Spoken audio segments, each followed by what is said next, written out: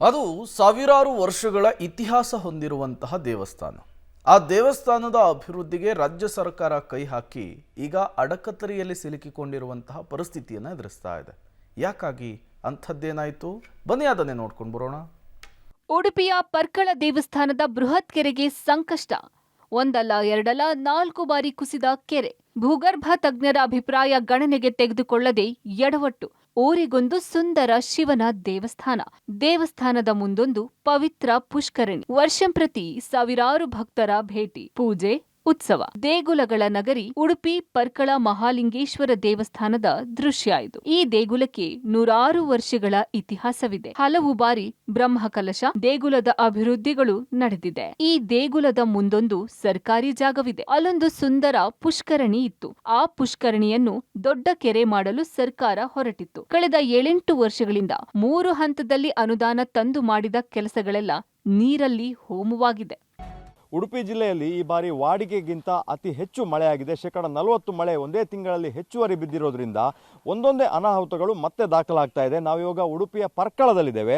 ಪರ್ಕಳದ ಮಹಾಲಿಂಗೇಶ್ವರ ದೇವಸ್ಥಾನದ ಆಸುಪಾಸಿನಲ್ಲಿ ಆಗಿರುವಂತಹ ಒಂದು ಮಳೆಯ ದುರಂತ ಮತ್ತು ಅವೈಜ್ಞಾನಿಕವಾದ ಕಾಮಗಾರಿಯಿಂದ ಏನಾಗಬಹುದು, ಸರ್ಕಾರಕ್ಕೆ ಎಷ್ಟು ಕೋಟಿ ಲಾಸ್ ಆಗಿದೆ ಅನ್ನೋದನ್ನು ನಾವು ನಿಮಗೆ ತೋರಿಸ್ತೇವೆ. ದೇವಸ್ಥಾನದ ಮುಂಭಾಗದಲ್ಲಿ ಅನಾದಿ ಕಾಲದಿಂದ ಒಂದು ಪುಷ್ಕರಣಿ ಇತ್ತು. ಆದರೆ ಈ ಸಂದರ್ಭದಲ್ಲಿ ಇದು ಸರ್ಕಾರಿ ಜಾಗ ಆಗಿದೆ. ದೇವಸ್ಥಾನದ ಮುಂಭಾಗದಲ್ಲೇ ಇರುವಂಥದ್ದು. ಇಲ್ಲೊಂದು ವಿಶಾಲವಾದ ಕೆರೆ ಮಾಡಬೇಕು ಅಂತ ಅಧಿಕಾರಿಗಳು ಪ್ಲಾನ್ ಮಾಡ್ತಾರೆ. ಆರಂಭದಲ್ಲಿ 35 ಲಕ್ಷ ರೂಪಾಯಿಯಲ್ಲಿ ಆ ಒಂದು ಕೆರೆಯನ್ನು ಕಟ್ಟಬೇಕು ಅನ್ನುವಂಥದ್ದು. ಆ ನಂತರ ಒಂದು ದೊಡ್ಡ ಕೆರೆ ಮಾಡೋಣ ಅಂತೇಳಿ 65 ಲಕ್ಷ ರೂಪಾಯಿ ಎಸ್ಟಿಮೇಟನ್ನು ಮಾಡ್ತಾರೆ.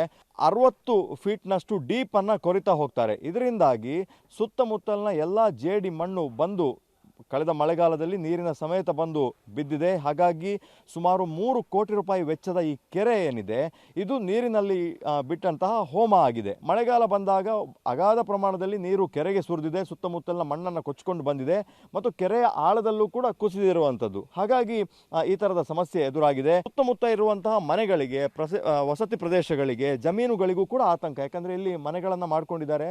ಈ ಕೆಳಭಾಗದಲ್ಲೂ ಕೂಡ 10 ಮನೆಗಳಿದೆ.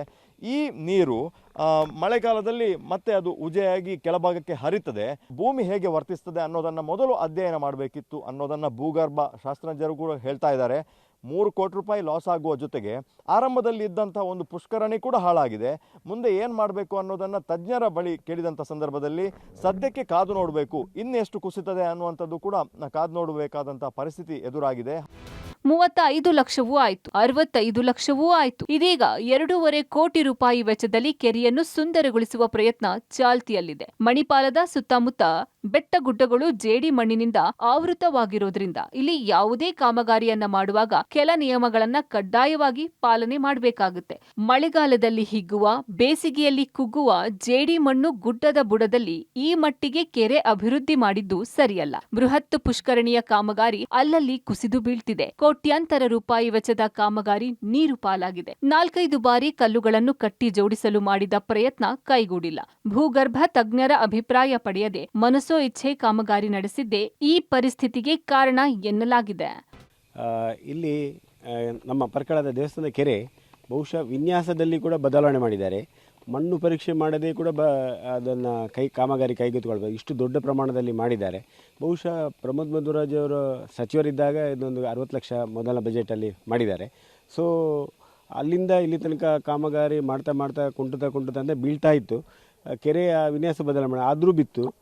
ಜಿಲ್ಲಾಧಿಕಾರಿ ಬಂದರು, ಅವರು ನೋಡಿದಾಗ ಬಂದು ಬಿತ್ತು. ಅದು ಏನಿದ್ರು ಕೂಡ ತಜ್ಞರ ತಂಡ ತನಿಖೆ ಆಗಬೇಕು. ಮತ್ತು ತನಿಖೆ ಈ ಥರ ಪೋಲಾಗಬೇಕು, ಸಾರ್ವಜನಿಕರ ಹಣ ಪೋಲಾಗಬಾರ್ದು. ಇಲ್ಲಿ ಕೆರೆ ಕೂಡ ಇದೆ. ಕೆರೆ ಅಭಿವೃದ್ಧಿ ಆಗೋಕ್ಕೆ ನಮ್ಮದೇನು ಸಮಸ್ಯೆ ಇಲ್ಲ. ಆದರೆ ಈ ಥರ ಆಗುವುದು ಬೇಸರಾಗ್ತದೆ. ನಗರಸಭೆ, ಜಿಲ್ಲಾ ಪಂಚಾಯತ್ ಅಧಿಕಾರಿಗಳು, ಡಿಸಿ, ತಜ್ಞ ಇಂಜಿನಿಯರ್ಗಳು ಸ್ಥಳಕ್ಕೆ ಬಂದಾಯ್ತು. ಯಾವುದೇ ಭೂ ವಿಜ್ಞಾನಿಗಳನ್ನ, ಕರಾವಳಿಯ ಭೂಭಾಗಗಳ ಬಗ್ಗೆ, ಮಣ್ಣಿನ ಬಗ್ಗೆ ಅಧ್ಯಯನ ಮಾಡಿದವರನ್ನು ಕರೆಸದೆ ಮಾಡಿರುವಂತಹ ಕೆಲಸದಿಂದ ಹೀಗಾಗಿದೆ. ಕೆರೆಯ ಸುತ್ತಮುತ್ತಲಿನ ಮನೆಯವರು, ಬೆಟ್ಟದ ಕೆಳಭಾಗದಲ್ಲಿರುವ ಜನವಸತಿ ಪ್ರದೇಶಗಳು ಈಗ ಆತಂಕಕ್ಕೀಡಾಗಿವೆ. ಜೀರ್ಣೋದ್ಧಾರದ ಸಂದರ್ಭ ಈ ಕೆರೆ ಕಾಮಗಾರಿ ಪೂರ್ಣಗೊಂಡ್ರೆ ಸಾಕಪ್ಪ ಎಂದು ಭಕ್ತರು, ಗ್ರಾಮಸ್ಥರು ಶ್ರೀ ಮಹಾಲಿಂಗೇಶ್ವರ ದೇವರಲ್ಲಿ ಪ್ರಾರ್ಥನೆ ಮಾಡುತ್ತಿದ್ದಾರೆ. Deepak Jain, public TV, Udupi.